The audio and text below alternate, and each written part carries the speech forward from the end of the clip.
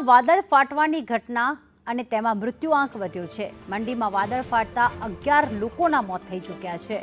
ચંબા છે, કુલુ છે, મંડી, કાંગડા અને શિમલામાં એલર્ટ જાહેર કરવામાં આવ્યું છે। તો ગુમ થયેલા 34 લોકોની હજુ પણ શોધખોળ ચાલુ જ છે।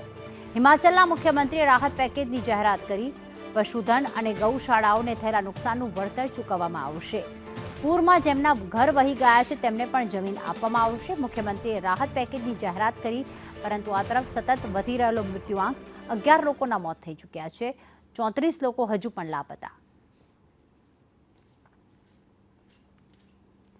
તો હાલમાં જે હિમાચલમાં મંડી વિસ્તારમાં જે આખી ભૂસ્ખલનની ઘટના ઘટી, વધુ વરસાદ વરસ્યો, જેના કારણે નદી નાળા છલકાઈ ઉઠ્યા અને જેના જ કારણે પૂર જેવી સ્થિતિનું નિર્માણ થયું છે।